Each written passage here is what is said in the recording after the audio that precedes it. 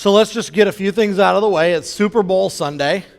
And it's amazing because, usually you look out and you see lots of people wearing jerseys supporting their teams that are actually playing in the Super Bowl. And today I look out and I see people wearing all kinds of t-shirts and jerseys, and none of those teams are in the big game today. Anybody notice that? And here's my conclusion. One, I've concluded the only Atlanta Falcons fans in the entire state of Nebraska are the Jensen family. Okay, and two, everybody else is just cheering against the Patriots, right? Okay. It's true. Like, this is what I hear. I don't know. So, the New England Patriots, the Atlanta Falcons, they're facing off the final football game that anybody is going to watch this season, right? Because everybody knows that the Pro Bowl doesn't count. It's not really a game. One of these teams is going to walk away with a Lombardi trophy. And that's going to say that they're the best team in the world this year. Whoever wins it is going to be elated. And if you've ever watched the interviews and the stuff at the end of the game, you know that you've seen 300-pound grown men cry when they either win or lose the game.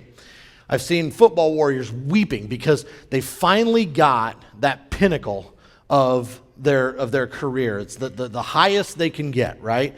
Some of these guys, they make millions of dollars, and most of the rest of them, or a lot of the rest of them, they make the league minimum, which really isn't anything to scoff at either. But the truth is, at this point, money doesn't really matter for these guys, right? They don't care about the endorsements, the publicity, or the hoopla, because their team is playing for the ultimate prize. It means to win that they are the best in the world, the best professional football team that's out there. And it's like reaching the summit of Everest. You don't care how you do it, you just care that you win, and you get there. Today is also the first Sunday in February, and what that means is that for most of us, we gave up on our New Year's resolutions about 3.5 weeks ago, right? Or at least we're hanging on by a thread to some of those things. And we start to realize sometimes we get to this point of the year, we're a month in, and we're sitting there thinking like, God, I said I was going to go to church every single Sunday morning this year, and then January 1st was a Sunday. It's like, welcome. Here's your first challenge. Get up and go to church on New Year's Day. And we're like, holy cow, the game hasn't even started and we're already behind. Or maybe we said, God, this year I really want to focus on my relationship with God. I want to spend more time reading the Bible. And then the kids wake up every single morning before we do, and that time that you had thought you were going to spend in prayer and reading Scripture just gets sucked away. Or maybe it's just like there was a big dance last night and you were out till all hours of the night with your friends, and how am I going to wake up and make it to church after being out till 1 o'clock in the morning? Nobody stays out that late, right, guys? High schoolers, you don't stay out that late, but they do, and oh my gosh, Sunday morning 9 o'clock comes so early and it's so hard to get up, and how do I do that? So we have all these goals that we set, and we get into the year, and all of a sudden, like, we hit that first challenge, that first speed bump, that first hurdle, and all of a sudden it's not quite as easy as we thought it was going to be. And then I started thinking about like the Super Bowl, right? They said that's a pretty lofty goal too. And look at all the teams and how much struggle they have to get to that, right? And I started to think like, wonder how we have what these parallels are between the team that makes it, or the teams that make it to the Super Bowl, the team that wins, and how we can win when we're talking about our spiritual lives. What are some of the things that we can put into our lives or habits that we see in them that we can develop for ourselves? And so I started thinking like the first thing is that winning is a team effort, right? Everybody in the world is going to be watching the game today. Well, not everybody, but roughly 110 million Americans watched the Super Bowl last year. 110 million people. It's expected to be about the same this year. Now, this is truly an American event. It's the most watched television event or sporting event or anything of the entire year. Do you guys know what second place was in 2016? Behind 110 million? 40 million. Anybody know what it was? Game 7 of the World Series. Go Cubs, right? Today, television, radio, internet, every kind of media in every language you can think of is going to be broadcasting or showing this game. And worldwide, it's expected that about 1 billion eyes, okay, that's maybe 500 million people, unless you're like me, then it's only one eye. But I digress. More snack food is going to be sold. More people are going to be watching this game. More beverages are going to be consumed. More people will gather together than just about any other day of the year. There is going to be what's known as a great cloud of witnesses to this game. Now, in Hebrews, the author says that we as Christians, we are surrounded by a great cloud of witnesses. And when he writes that, he's referring to all the saints and all the people of faith who have gone before us.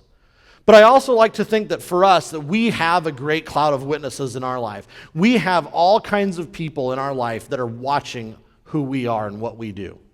If we say that we're a Christian and then we go out and we act as something different, there's witnesses that see that. If we say we want to grow closer to God, then we have witnesses that heard us say that too.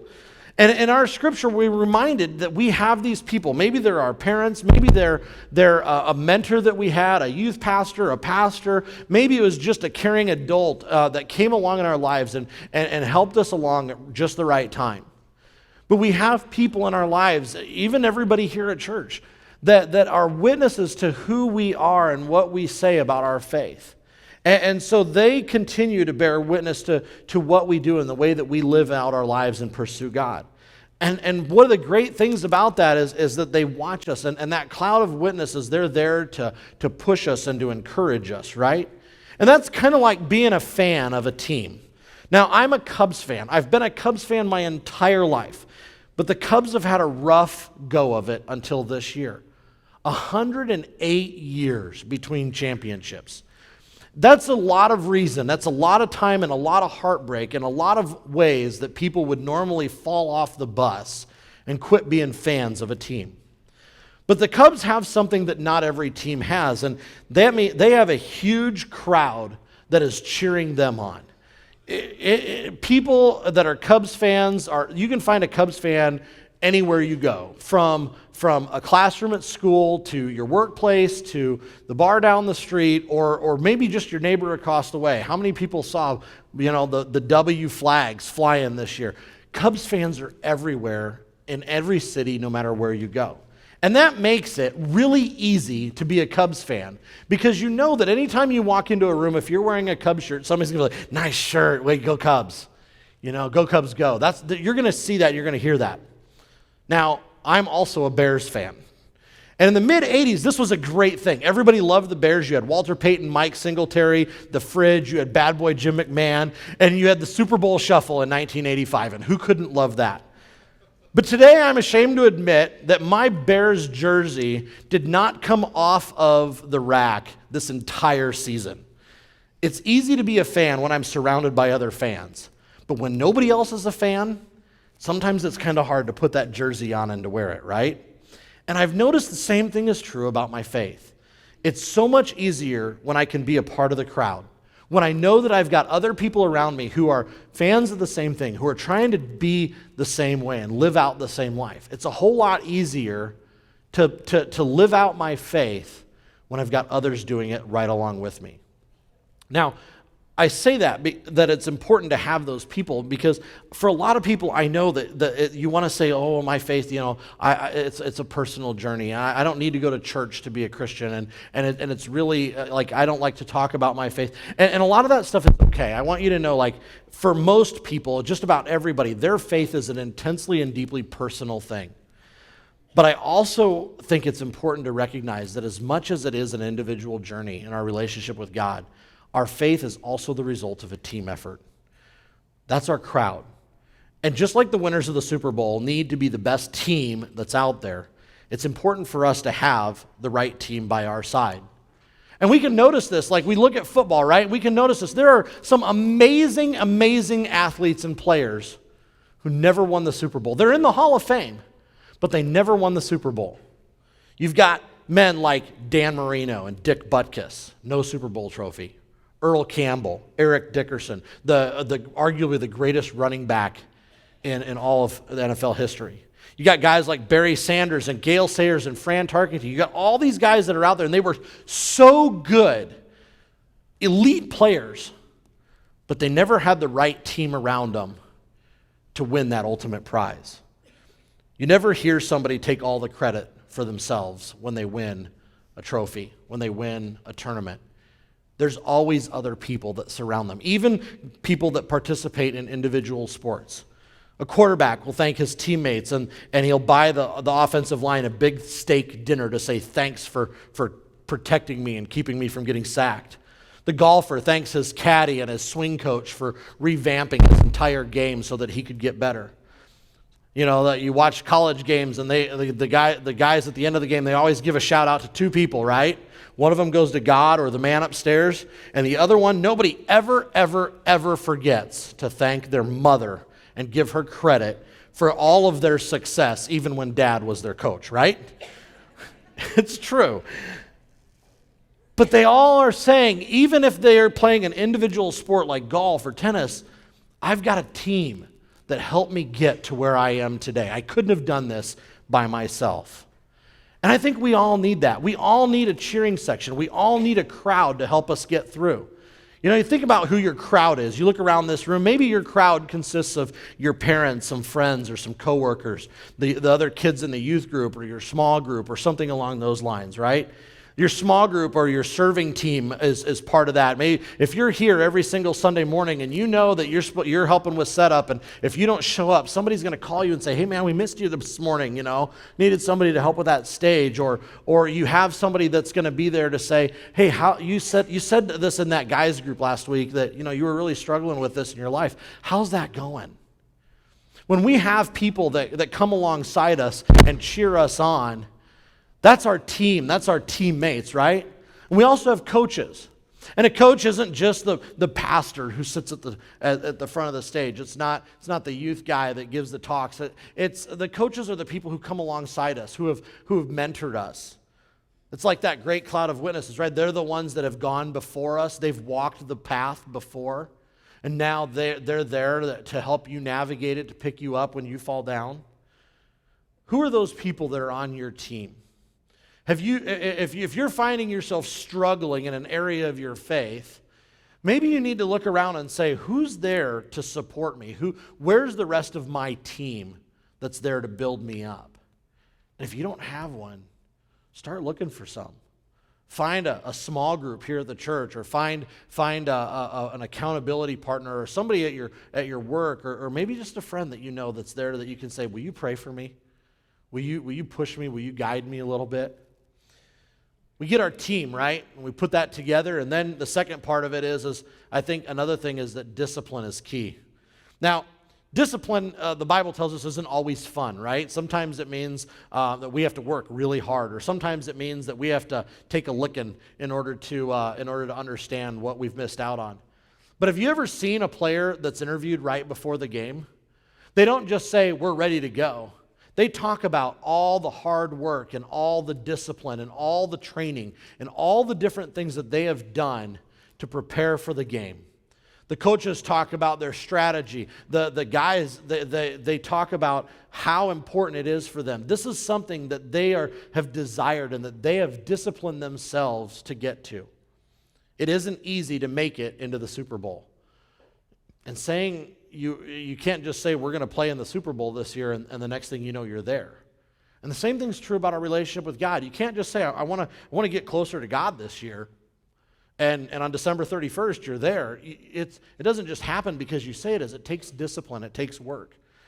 You look at the teams that get to the Super Bowl, and you start to look, and you see, like, they've had players that have been injured. They've had setbacks. There's things that happen off the field that get in the way. Okay, some coaches make the wrong calls, and teams have their ups and downs.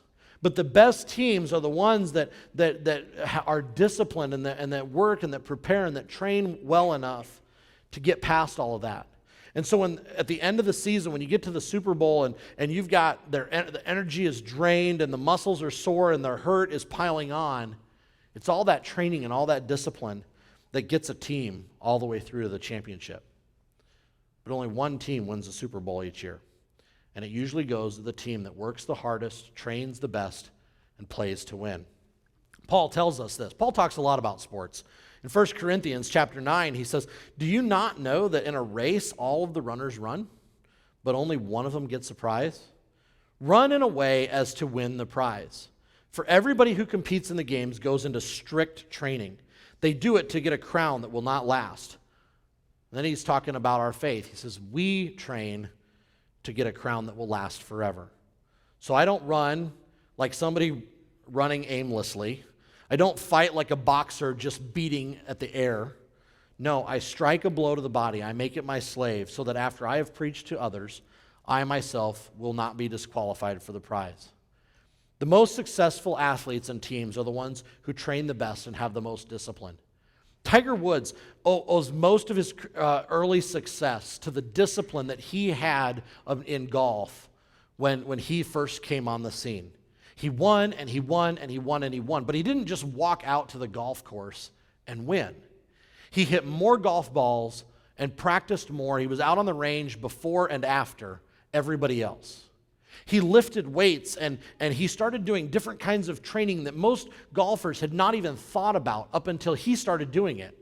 And when they see this guy just catapult past everybody else because of the discipline and the training, he lived, ate, and breathed golf. They knew that if they were going to get there, they had to have the same discipline. And so they had to build into all these other things. He completely changed the game of golf simply because of the discipline and the preparation that he put into it. And it paid off for a really long time. Today, Bill Belichick is going to lead the Patriots out onto the field. This coach prepares better, works harder, studies more, adjusts better, strategizes more, and works harder than just about any other coach that's out there. You hear about his preparation, his discipline, and it pays off. Because you would be hard-pressed to find any professional team that has been as successful over any 10-year stretch as the Patriots have been. Training and discipline matter. So we're called to train hard even when it comes to our faith. Maybe that means you have to set a schedule or put it on your calendar every single day. I recently read that John Wesley, the founder of Methodism, rose every morning at 4 a.m. to read the Bible and to pray. If you find that your kids start waking up at 6, maybe you need to get up at 5:30. I don't know what 5:30 looks like personally, but I've heard if you get to watch the sunrise, it's pretty beautiful. Evangelist D.L. Moody said it this way. He said, we ought to see the face of God every morning before we see the face of man. And then he kind of added on to that, if you have so much business, or you're so busy, really, you'll look at it that way, to attend to that you have no time to pray, then maybe you should understand that you probably have more business on hand than God ever intended for you to have. And Craig's talked about that so many times here at church, right? What does he say? He says, if we do, the question is do we believe that we can give God 15 or 20 or 30 minutes of our day? And that with the rest of what we give God, the rest of our day, that God can take that, the other 23 and a half hours or 23 hours and 45 minutes, and that God can accomplish more in that amount of time than we can all by ourselves without God in 24 hours. Do we have the discipline to say, God, I'm going to give you 15 minutes, the first 15 minutes, or the last 15 minutes of my day? Or at lunchtime, I'm going to go out to my car and I'm going to read my Bible while I eat my lunch. Do we have the discipline to say, I'm gonna set my alarm on Friday night for Sunday morning so that nothing I do gets in the way of me making it to church on Sunday morning? Or do we have the discipline to say, I'm going to make it a priority to be a part of a small group or to meet with a friend and talk about my relationship with God every single day? We do those things when we worship. We build discipline in saying that we're going to give God praise and adoration. Or when we pray, we spend time every day connecting to God. We build discipline when we study the Bible and we seek to understand God's word and his character through that word. When we serve in the church, when we make a commitment to be a part of something, that's a discipline. And when we generously invest both in the church and in God's kingdom. To be honest, each of those things could have been their own entire sermon in themselves, but I'll just leave those there. What I do know is that discipline takes time and it takes effort. And I can promise you there's no magic formula to make it happen when it comes to our faith. What I can tell you is that it's always worth it. Discipline always pays off. But to make it pay off, you can't just say you're going to have a discipline. You have to be able to persevere when the times get tough, because perseverance is what prevails. A football game is 4 quarters. It's divided by 2 halves. And we've all heard the phrase, it's not over till it's over, right? Coaches tell us, play to the whistle. Go until you know that it's done. What that means is don't stop. Don't quit. Keep giving it everything you have until the very end. And so often in life, like, we only play part of the game. Think about your New Year's resolution, right? Statistically, only 8% of all people who make New Year's resolutions carry them out for the entire year. That's 1 in 12 or so. Okay, beyond that, most New Year's resolutions, over half, people give up on before the end of January. I want you to think about that. To quit in the first month on a New Year's resolution or on something, or in the first 30 days, if your goal is to make it 365 days, to quit in that first month is like a football team giving up on the game with 10 minutes still to go in the first quarter, just because they allowed a touchdown or a field goal, or they threw an interception or something in the opening drive. There's still 92% of the game left to play.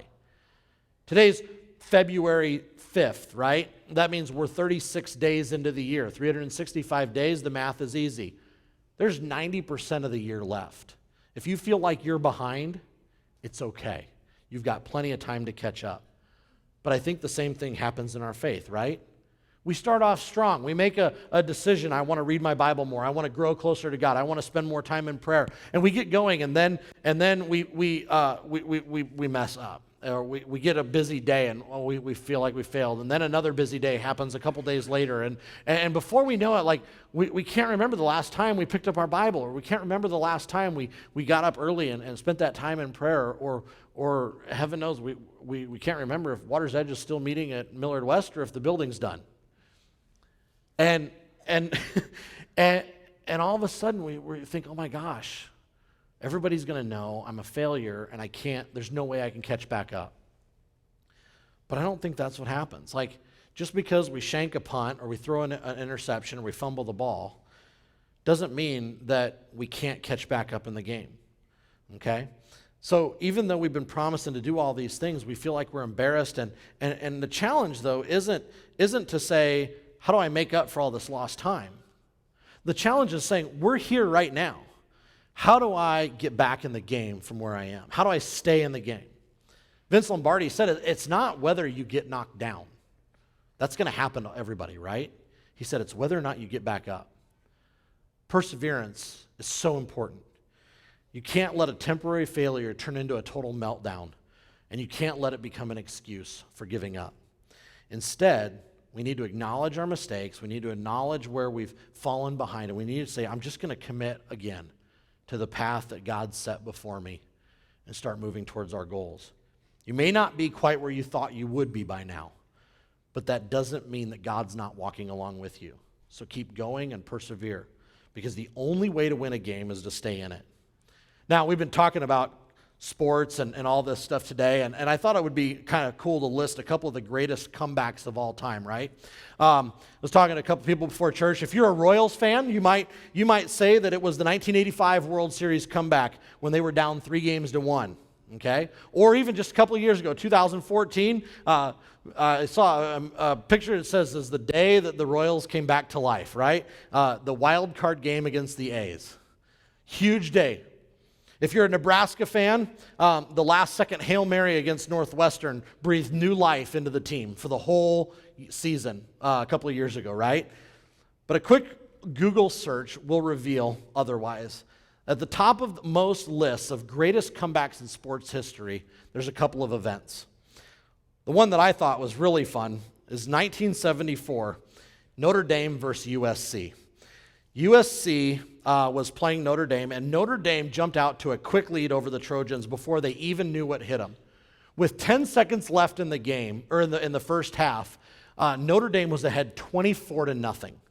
Now, a lot of people would have been resigned to defeat, but that's not what happened.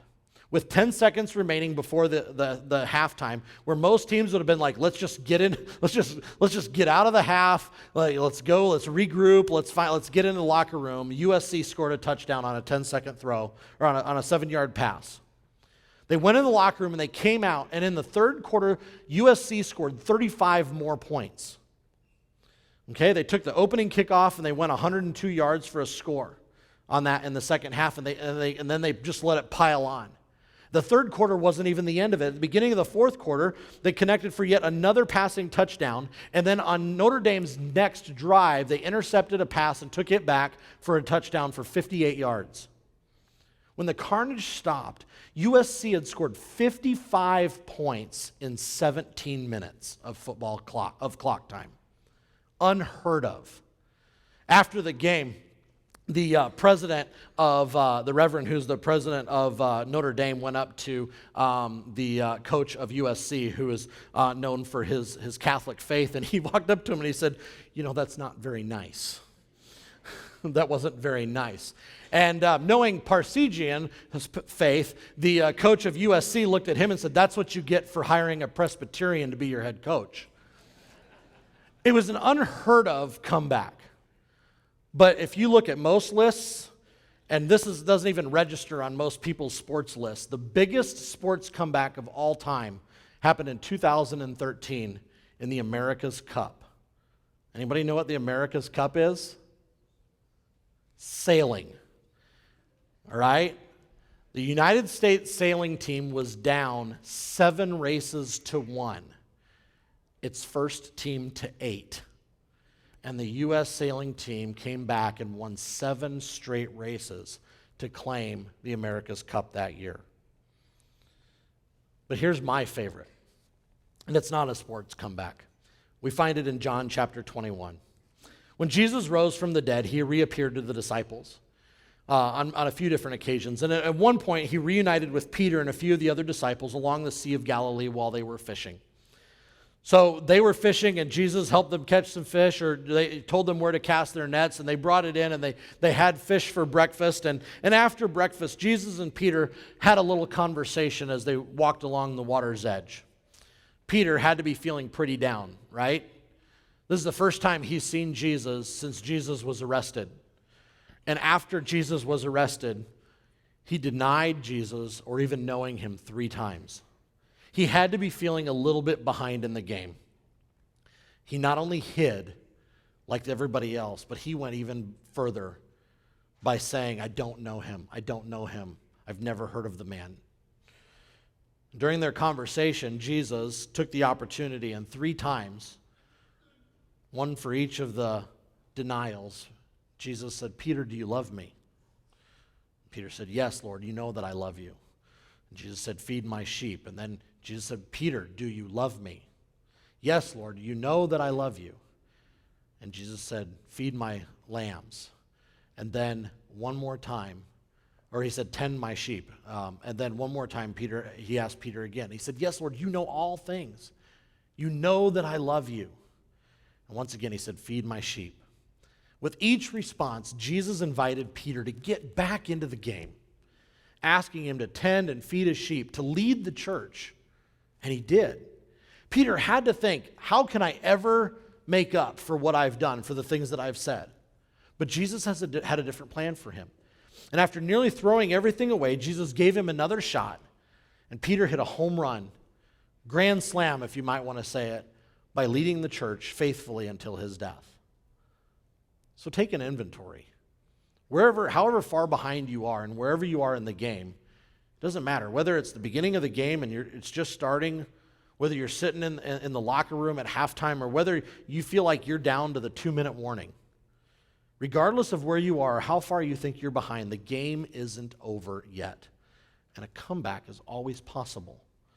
Sometimes the deficit seems insurmountable. The mountain can appear too tall, or the challenge can seem too great.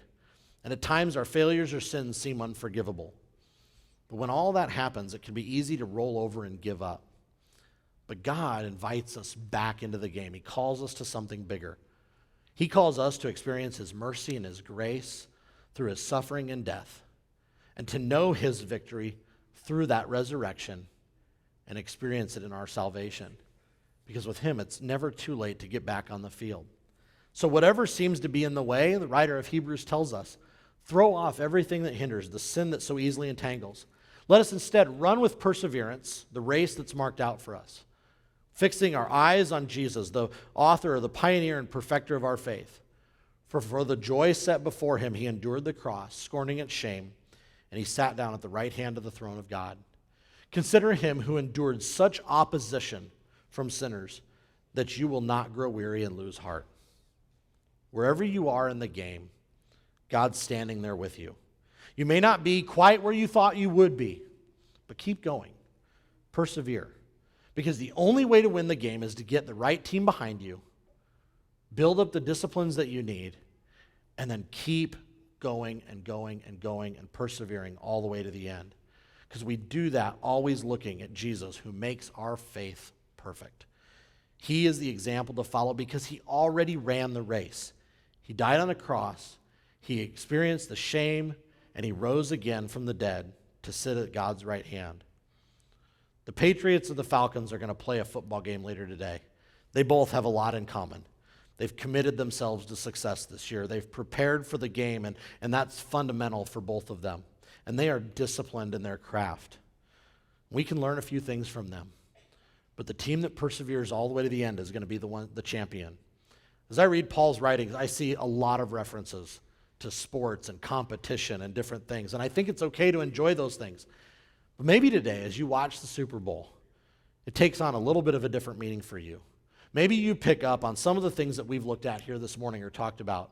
And as you think about the things that these guys, these players have gone through, maybe you start to attach some of those things to the way that you can begin to live your lives.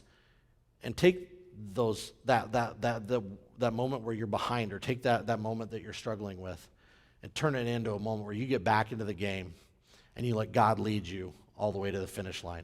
So keep your eyes fixed on the goal and enjoy the game. Let's pray.